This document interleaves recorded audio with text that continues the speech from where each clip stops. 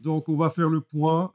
Pourquoi Adobe, ça fait quand même 20 ans qu'il préconise d'utiliser des images RVB quand on fait une mise en page dans InDesign.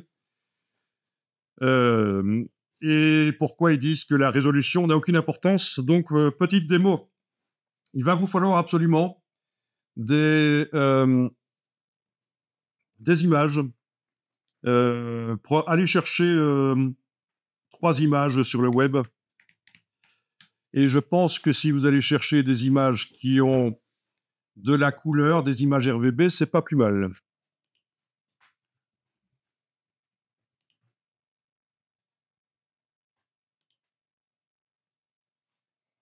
Ok. Donc, moi, je vous conseillerais quand même, quand vous cherchez les images dans Bing, pas dans Google, parce que Google n'a pas d'office le bouton pour afficher les images en haute définition. Bing, là encore. Je vous demanderai quand même de prendre des images qui ont assez bien de pixels. Donc, dans le filtre taille d'image indiqué par exemple 1500 sur 1500 minimum. Vous pouvez bien sûr utiliser vos images à vous si vous voulez. Le sujet de l'image n'a aucune importance ici.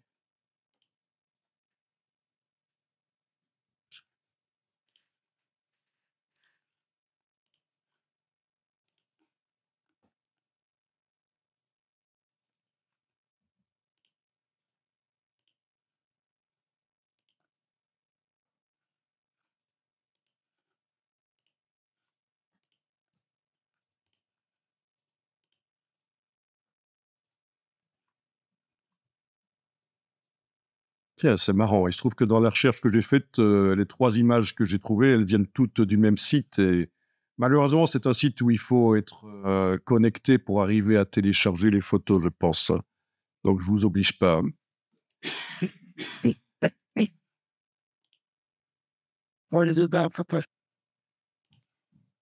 Donc, on va lancer InDesign et on va faire une mise en page comme on fait normalement, actuellement, tel que Adobe le préconise.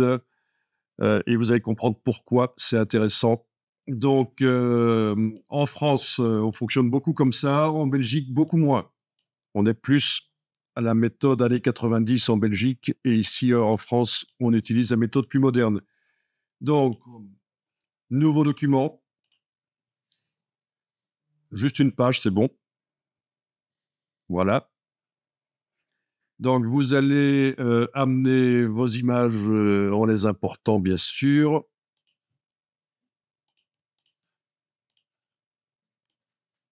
Peu importe où vous les mettez. Voilà. Tant qu'on y est, je vais créer également des blocs couleurs auxquels je vais attribuer dans la couleur de fond. Mais il va y avoir une couleur CMJN et une couleur RVB. Donc, je vais mettre 2 blocs couleurs. Donc, voilà. Je vais les créer par le nuancier. Fenêtre couleur nuancier. Ouais, F5. So general design, c'est moi parmi une pratique first. Ok, donc une couleur CMJN que je crée.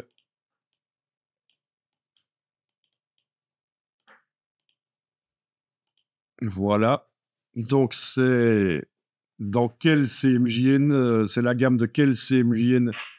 Dans édition couleur, ici, on m'a dit que, ben oui, vu qu'on a synchronisé. Ah, tiens, c'est désynchronisé, oui, parce que j'ai été chipoté dans Illustrator. Du coup, on n'a pas la suite qui est synchronisée. Mais c'est du Fogra 39. Hein. Donc, en Fogra 39, cette couleur qui a 720-89-0, voilà, c'est indiqué là aussi, bien sûr. Voilà, c'est du CMJN. Donc, on m'indique que c'est la couleur est définie par 4 curseurs CMJN et elle sera créée par superposition d'encre sur magenta jaune noir sur le papier. C'est pas une couleur supplémentaire. Voilà. Donc, je vais ici refaire un autre bloc. Et cette fois, je vais créer une couleur RVB. Et donc, dans InDesign, évidemment, les couleurs, les images et les couleurs de blocs RVB et CMJN peuvent cohabiter sans aucun problème. Hein. Voilà, il n'y a aucun problème. Ok, je vais faire un truc vif tant que j'y suis. Voilà. Ok. Alors.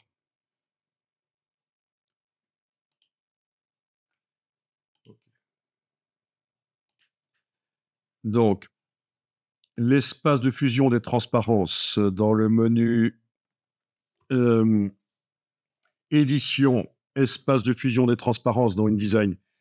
Tant que vous n'avez aucun effet de transparence sur la page, vous ne verrez pas de différence au niveau de l'affichage des couleurs. Mais dès que vous aurez un bloc ou quoi que ce soit qui a un peu de réglage de transparence, l'édition espace de fusion des transparences vous montrera les couleurs RVB ternes quand vous serez en CMJN. Mais donc voilà, ça n'a pas une importance énorme ici. Quel est l'espace de fusion des transparences? Ce n'est pas le mode du document. Le document InDesign, il n'a pas de mode. Vous n'avez pas pu, quand vous avez créé le document, choisir s'il était RVB ou CMJN. Donc InDesign, ça intègre les deux types de modes, CMJN et RVB, sans aucun problème. Bien. Ok, vous enregistrez le document InDesign.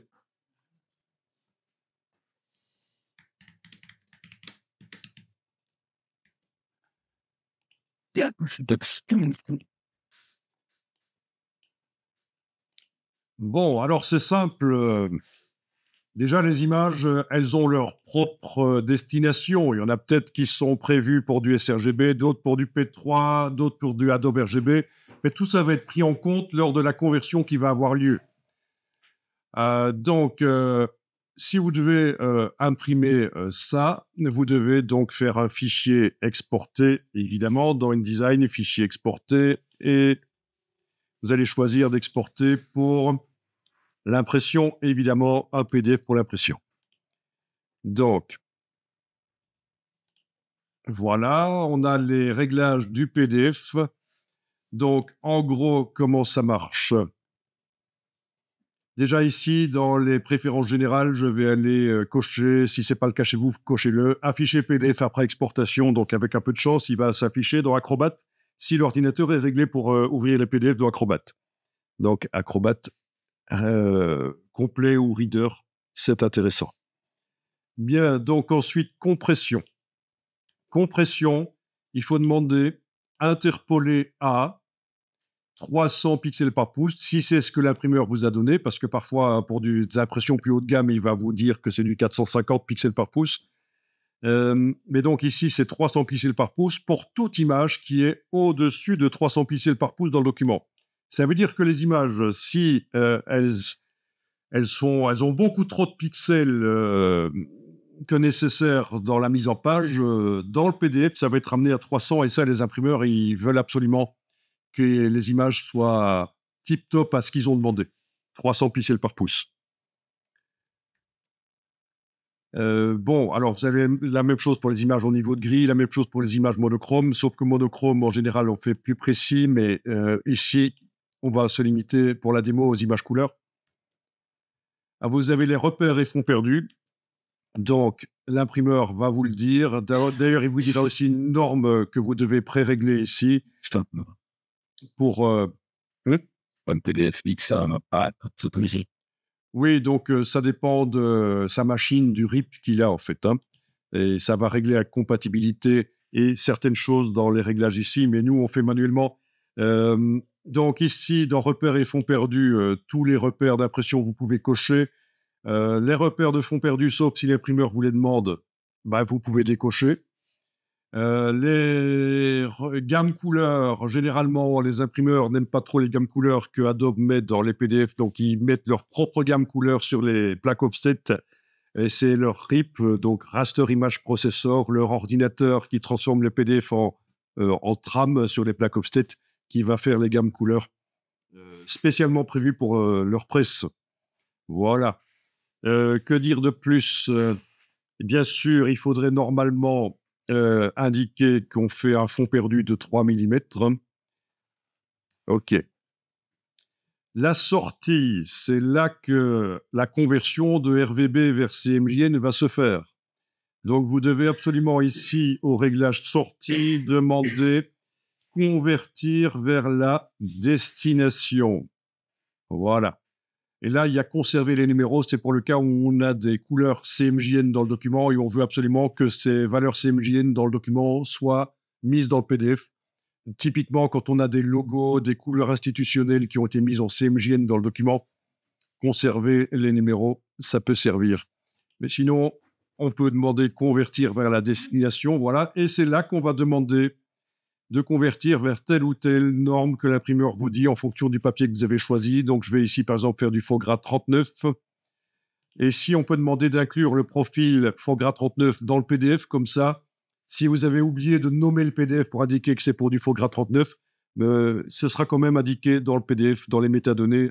Quand on ira dans Fichier propriété, quand on ira le PDF dans Acrobat, il sera indiqué que c'est pour du faux gras 39.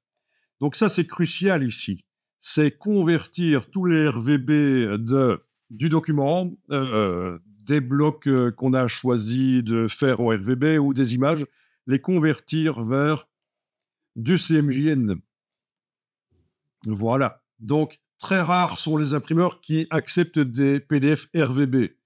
Il y en a qui l'acceptent, mais c'est vraiment très, très rare. C'est eux qui font la conversion sur leur RIP de RVB vers CMJN. C'est ce qu'on appelle le in-RIP.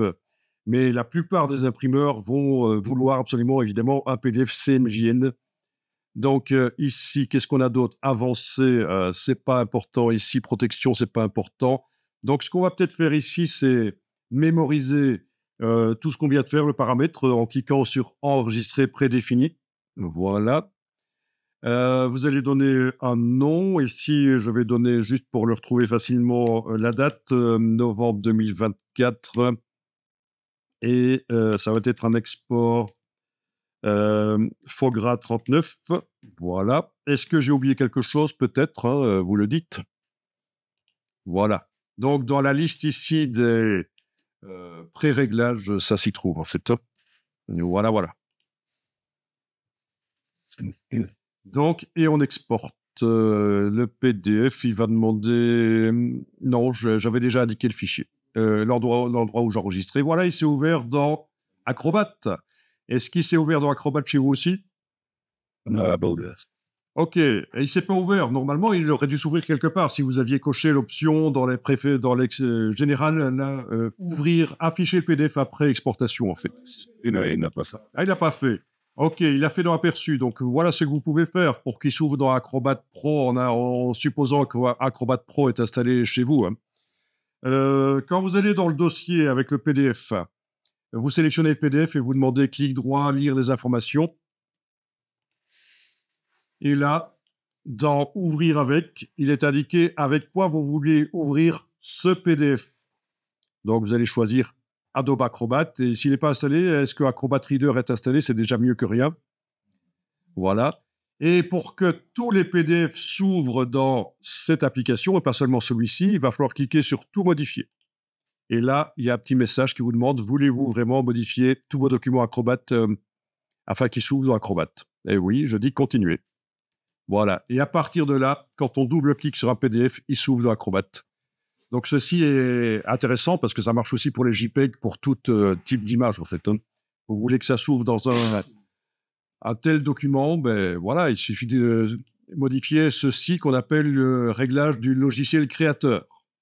Et vous avez la même chose dans Windows, évidemment, dans les propriétés. OK. Donc, si on compare le document original tel qu'on le voit là avec le PDF ouvert dans Acrobat, vous allez tout de suite remarquer qu'on a affaire à un document CMJN, surtout si, comme moi, vous avez choisi une couleur RVB vive pour un des blocs. Voilà. Ici, le bleu, c'est un famille. Terni, forcément. Les couleurs dans les images, s'il y avait des couleurs vives, elles ont été modifiées aussi. Je pense que ça peut se voir pour le vert ici, qui est un peu plus terne ici. Pour certaines des couleurs des images, ça peut se voir. Oui, l'orangé ici, sur ce pigeon immonde, qui est quand même assez vif et qui a terni un peu ici. C'est logique, c'est du CMJN. Donc, je vais fermer le PDF et on va refaire une exportation vers un autre type de CMJN. Donc, dans InDesign, fichier exporté. OK. Attendez un peu, je vais peut-être quand même nommer le fichier que j'avais exporté, le PDF que j'avais exporté avant, le nommer pour indiquer que c'est du faux gras 39, ça. Voilà, ça c'était du faux gras 39, celui qui est déjà sur le disque dur. Et celui-ci, ça va être du faux gras 27, donc du uncoated sur du papier non couché. Donc au niveau de la performance des couleurs, ce sera moins bon. Et évidemment, Acrobat, comme vous le voyez, vous fait la simulation et il vous montre ce que ça va donner. OK, donc ça, c'est l'exportation du PDF. Et donc ici, la différence par rapport à ce qu'on a fait avant, c'est que la sortie, ça va être du faux gras 29. Là, voilà. OK, tant que j'y suis, je vais pouvoir enregistrer ça en tant que paramètre prédéfini. Et même chose, novembre 2024, export, faux gras 29, 27 dans ce cas. Non, 29, c'est bien 29, oui, c'est 29. Le faux gras 29, le uncoated, faux gras 29, je dis bien. Tout la même chose, sauf que là, c'est du faux gras, c'est ça? Sauf, non, c'était déjà du faux gras 39 avant, mais c'est du papier lisse. Donc, au niveau des couleurs, c'est ce qu'il y a de mieux. C'est le papier magazine, on va dire. Hein. Et là, c'est plutôt du papier graineux qu'on utilise pour faire des brochures quand on veut donner un côté haut de gamme. Quand on la tient en main, le papier est agréable, il y a du grain, ça fait plus haut de gamme. Par contre, au niveau des images, l'encre rentre dans les fibres, ça fuse. Hein, il y a l'encre s'épanche un peu dans les fibres du papier, ça fait des couleurs plus sombres, des images moins précises. Donc il y a ce qu'on appelle l'engraissement. Hein. Quand l'encre fuse dans les fibres, se répand un peu, c'est ce qu'on appelle l'engraissement. Les choses s'agrandissent un peu. OK, donc voilà, exporter. Et voilà. Donc là, c'est aussi un CMJN. Alors, est-ce qu'on verrait la différence si on compare celui-là avec le précédent? En principe, oui. On devrait, pour certaines mises en page, arriver à voir que c'est deux types de CMJN, deux papiers différents quand même. Mais là, pas certain qu'on va le voir.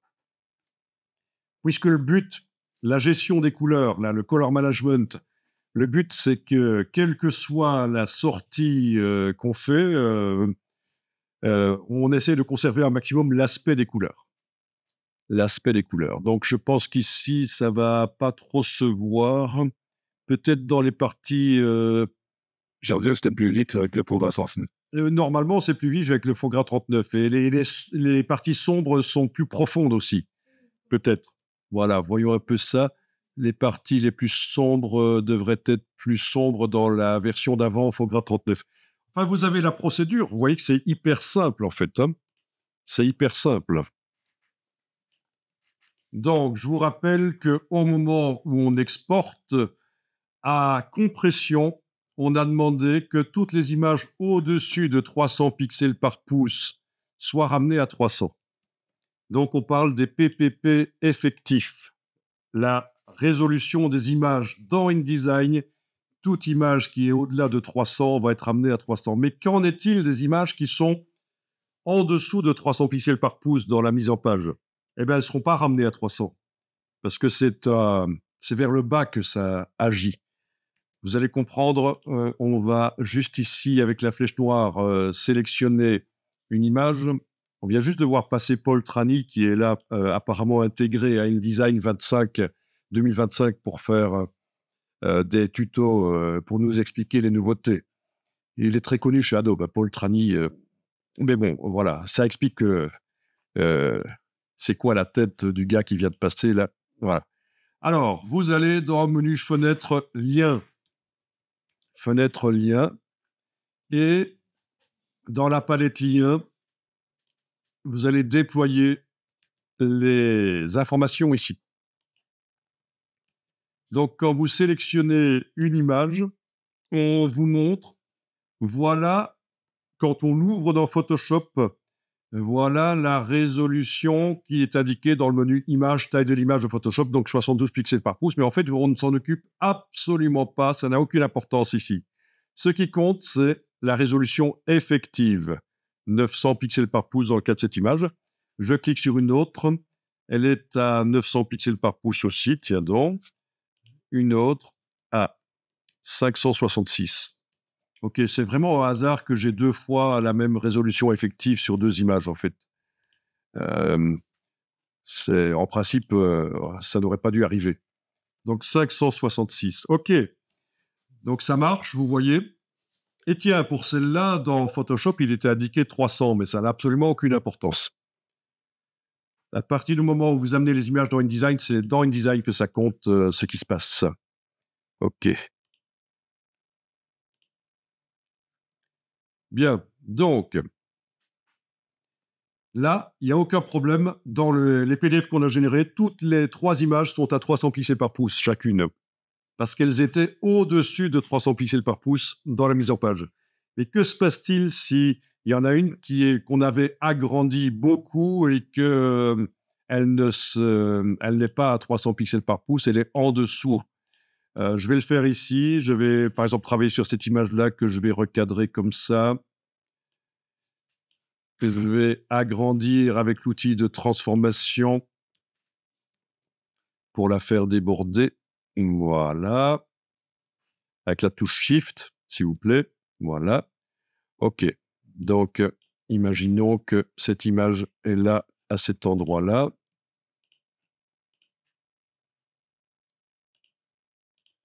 OK, superbe mise en page quand même.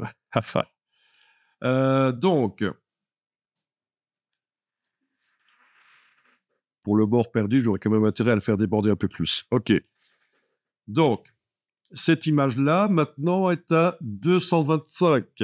Essayez également d'agrandir une des images pour que vous descendiez en dessous de 300 pixels par pouce.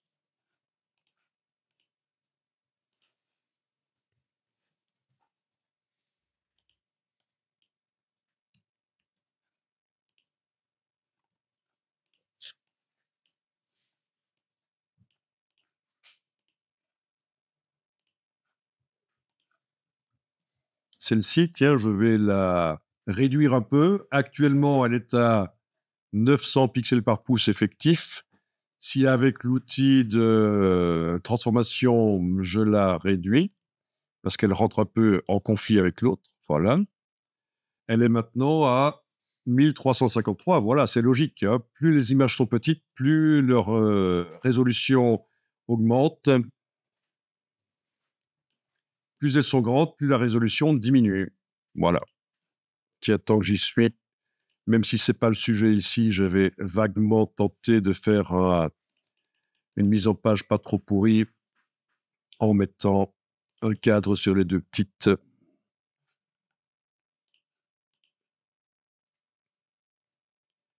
OK. OK. OK.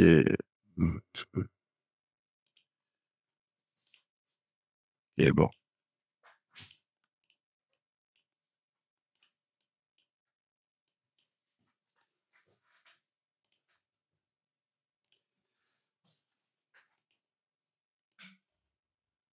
Donc, vous avez une de vos images que vous avez beaucoup agrandie et donc forcément, la résolution effective, réelle, donc non, je veux dire pas réelle, c'est pas le mot à utiliser.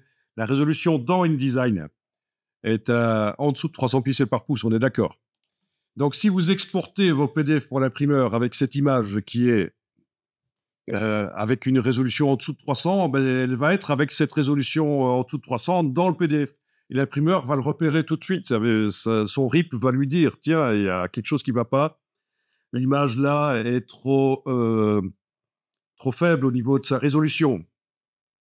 Il n'y a pas 300 pixels par pouce. Donc, que faire? Bien sûr, il faut soit la mettre plus petite dans la mise en page, soit la faire passer dans Photoshop ou un autre système pour multiplier les pixels par intelligence artificielle éventuellement. Voilà. Mais alors, si vous avez toute une publication avec plein d'images, est-ce qu'il y a une solution pour arriver à repérer automatiquement quelles sont les images qui sont sous 300 pixels par pouce? Parce que là, vous devriez, en l'état, cliquer sur chaque image, aller voir, là, vérifier, là, OK, on est au-dessus de 300, celle-là, oui, on est au-dessus de 300, celle-là, non. Je dois la faire plus petite dans la mise en page ou multiplier les pixels dans Photoshop ou autre système IA. Donc, si vous avez un document avec 200 images, bonne chance, quoi, pour repérer laquelle va poser des problèmes dans le PDF quand on va exporter. Non, on ne peut pas utiliser Bridge parce que ça se passe dans InDesign, en fait. C'est la résolution dans InDesign. Le spray d'actif. Donc, pour que InDesign, éventuellement, puisse nous signaler tout seul quelles sont les images qui sont sous 300 pixels par pouce dans la mise en page. C'est pas comme Ouais, tu as trouvé un truc intéressant, mais c'est pas ça. Mais ça peut déjà aider, en effet. Visuellement, pour les repérer visuellement, je veux dire, pour les repérer soi-même. Donc, dans les options de panneau de la palette lien, il y a les PPP effectifs qu'il vous met déjà actuellement dans les informations, c'est ce qu'on voyait. Mais là, en effet, tu as coché ça et tu as pu le voir en tant que colonne. Voilà. Donc ça peut aider en effet. Je vais quand même agrandir un peu ça parce qu'il y en a un. Voilà, c'est ça. Quand il y avait 4 chiffres, il ne le montrait pas, donc j'ai dû agrandir un peu ici. Voilà. Donc là, on a une colonne en effet avec les PPP effectifs. Ouais. Ouais, c'est pas mal. Bel effort. Bon, je vous montre. Vous avez ici en bas ce qu'on appelle le contrôle en amont, qui vous indique quand il y a des erreurs, notamment quand vous avez des blocs texte avec une partie du texte qui n'apparaît pas, ça vous le dit. Donc ça c'est bien, c'est le pre-flight, le vol d'essai, le pre-flight en anglais.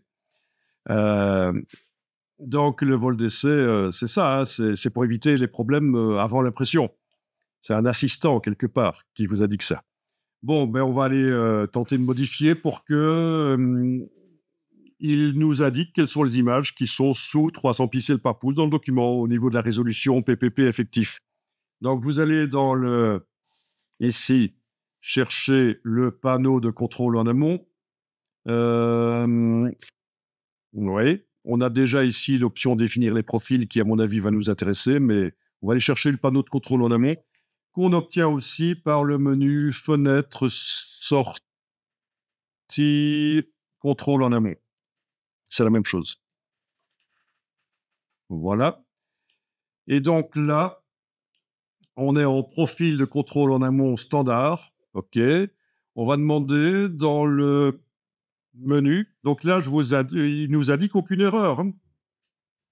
Alors que pour moi, il y a une erreur. Il y a une image qui est sous 300 pixels par pouce. Donc on va aller dans le menu de la palette de contrôle en amont. Si je me souviens bien comment ça fonctionne, on va demander de définir un profil. Voilà. Donc on va ajouter un profil avec le signe plus. On va lui donner le nom. Donc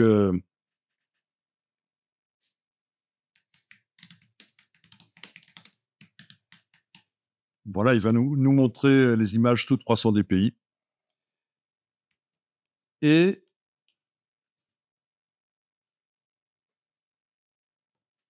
on va aller voir ici, images et objets sans doute. Voilà, images et objets, résolution d'image, résolution que je vais enclencher. Résolution minimale des images couleurs. Je vais indiquer que je veux 300 dpi minimum. Ok, on a la résolution minimale des images niveau de grille et des images bitmap. Mais voilà, je pense que là, ce sera suffisant. En principe, on a ajouté un critère.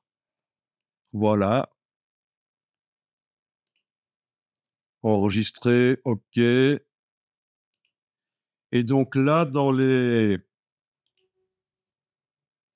profils de contrôle en amont, j'ai mon profil qui est là, vous l'avez aussi. Et dès que vous allez l'enclencher, en principe, ça va vous indiquer une erreur dans le document. Voilà. Donc, ce contrôle en amont indique quand il y a une erreur, quand il y a une image qui est sous 300 pixels par pouce, ou plusieurs d'ailleurs. Donc, il vous indiquera où elles sont. Voilà. Ce sera indiqué. Donc, ici, dans le panneau, vous aurez chaque fois quelle est l'image qui pose problème et l'hyperlien pour aller jusque la page en question et ça va vous sélectionner l'image et donc vous saurez laquelle vous devez modifier. Donc la preuve que ça marche, c'est que si je sélectionne l'image et que je la fais plus petite, à un certain moment, elle va avoir une PPP effectif supérieur à 300 pixels par pouce. Et donc, l'erreur devrait s'en aller toute seule. Donc, je sélectionne l'image et avec l'outil de transformation, je vais avec la touche Shift la réduire. Voilà. Donc, il y a toujours une erreur. Je suis à 259, ça augmente. Hein. Je la réduis encore. Il y a toujours une erreur. Je suis à 278. Je la réduis encore. Il n'y a plus d'erreur. Parce que je suis au-delà de 300. Je suis à 302. Et ce sera ramené à 300 lors de l'exportation du PDF. Et bien voilà, vous avez l'explication sur la méthode moderne de création de documents dans InDesign, avec des images RVB, des blocs RVB. Et donc, inutile d'ouvrir les images dans Photoshop et de les mettre à 300 pixels par pouce. Et inutile de les convertir en CMJN dans Photoshop. Quel CMJN d'ailleurs voilà. Vous allez bloquer les images dans un CMJN en question. Tandis qu'ici, on me dit, tiens, fichier exporté, voilà, j'exporte le PDF et à sortie, on me dit, tiens, ça c'est le PDF qui va servir pour imprimer sur tel papier. Voilà, j'exporte. Et on me dit, tiens, le papier qu'on avait prévu, il y a eu des inondations, il est foutu, on ne sait pas l'utiliser, on doit imprimer sur un autre papier vite fait. Ce sera un papier Fogra 27. Mais dans ce cas-là, aucun problème. Vous régénérez le PDF en Fogra 27. Et voilà. Et vos couleurs sont bonnes.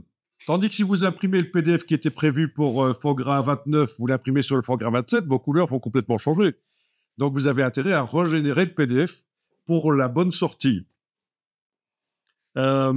Également, il faut savoir que certaines publications, notamment les rapports d'entreprise, sont imprimés en deux versions. Une version sur papier haut de gamme pour les investisseurs majoritaires, les actionnaires majoritaires, les gros actionnaires, et puis une version pour les petits actionnaires sur du papier plus bas de gamme.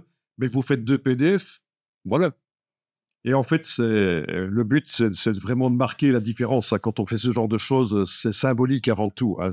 Voilà, vous êtes actionnaire majoritaire, prenez cette version-là qui est imprimée sur du beau papier. L'autre version, là, avec le tas de 500, ça c'est pour les petits actionnaires. Donc, il y a du marketing là-dedans aussi. Avez-vous des questions, des interrogations philosophiques? N'hésitez pas. Convertir vers la destination, et si certains CMJN du document doivent rester vraiment avec les valeurs qu'on a indiquées, là, c'est convertir vers la destination et, entre parenthèses, conserver les numéros. Voilà. Bon, maintenant, faites des recoupements, demandez à d'autres personnes qui sont dans le milieu comment est-ce qu'elles font, qu'est-ce qu'elles en pensent Demandez aussi en France, si vous êtes en contact avec des Français, comment est-ce qu'eux font. Comme je vous disais, en Belgique, on fonctionne beaucoup à la manière des années 90. Pourquoi? Parce que c'est la force des habitudes, c'est ne pas avoir mis à jour ses connaissances, peut-être pas avoir eu le temps. Voilà. Donc, et parfois, on vous imposera de fonctionner à l'ancienne, ouvrir les images dans Photoshop, les mettre à 300 dpi et les convertir en CMJN dans Photoshop, ce qui est très mauvais. Je pense que je vous avais déjà montré l'article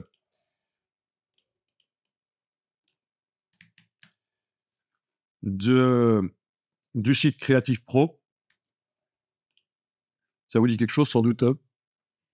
Avec David Blattner, qui est une des personnes qui a conçu InDesign, donc qui est dans le milieu depuis des décennies, et qui vous explique que oui, on sait que vous avez probablement appris à convertir les images en CMJN dans Photoshop avant de les mettre dans InDesign.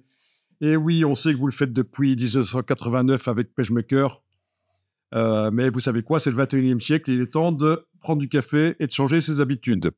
Donc oui, la question qu'on pourrait se poser, c'est mais pourquoi est-ce que dans les années 90, on transformait les images en 300 dpi dans Photoshop et en CMJN?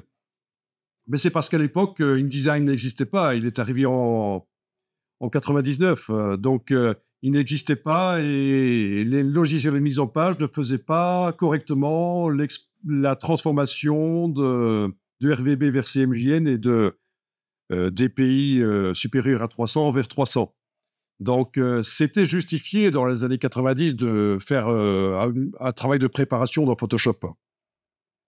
Donc, d'ailleurs, moi-même, dans les années 90, j'étais dans un milieu pré-presse et j'avais le metteur en page qui... moi, je m'occupais des images. Hein. Et le metteur en page qui m'envoyait des listes. Il avait fait la mise en page, il avait cliqué sur chaque bloc et il avait dit pour telle image, je l'ai mise à 39%, telle autre image, je l'ai mise à 27%.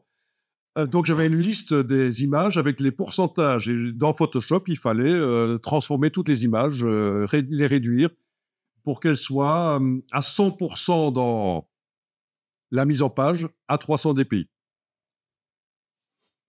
Mais après, une fois qu'on avait fait ça, s'il fallait agrandir ou rétrécir une image, elle n'était plus à 300 dpi dans la mise en page. Vous comprenez? Donc, c'est problème. Il fallait recommencer la conversion vers le nouveau pourcentage. Si le client était venu voir la mise en page et avait dit, tiens, on la ferait peut-être bien un peu plus grande, celle-là ou celle-là plus petite, tout était à refaire, quoi. Donc, mauvais système, quoi. Donc ici, c'est un article qui date de 2014 et voilà. Il vous dit, vous pouvez laisser vos images en RGB, vous n'avez pas besoin de les convertir en CMJN et surtout pas dans Photoshop, en fait. Voilà. Et il dit, c'est un peu comme si, quand vous entrez dans une prison, vous ouvrez les portes de toutes les cellules et qu'est-ce qui va se passer? On s'attend à ce que les prisonniers profitent de leur liberté et s'en aillent tous. Eh bien non, il y en a qui restent dans les cellules. Ça, réellement, c'est ce qui se passe. Hein. Si vous libérez des gens, il y en a qui ne veulent pas parce qu'ils ont peur de l'inconnu, ils restent dans la cellule. Et il a l'impression que c'est un peu comme ça, quoi. Ça fait 15 ans qu'on leur dit qu'ils peuvent laisser en RVB et ils le font pas, quoi. Ils continuent à convertir en CMJN dans Photoshop. Voilà, voilà. Donc, il y a toute l'explication. Et puis, à un certain moment, il vous dit... ça peut avoir du sens de convertir en CMJN dans Photoshop. Si vous voulez, si vous êtes vraiment un pro de la correction couleur et vous voulez, par exemple, avoir une influence sur le contraste de l'encre noire dans la couche noire donc de l'image, ben forcément, il faut la convertir en CMJN dans Photoshop. Mais c'est assez rare. En général, on fait confiance au système de gestion des couleurs pour faire la conversion de RVB vers CMJN. Le but, c'est d'obtenir la couleur la plus proche possible dans le CMJN de ce que c'était dans le RVB. Hein. Le système de gestion des couleurs fait ça. Et vraiment, pour les pros de la correction couleur, pourquoi pas, hein. Donc ça, je pense que l'article fait bien de dire ça, que parfois, ça a du sens de travailler en CMJN dans Photoshop malgré tout.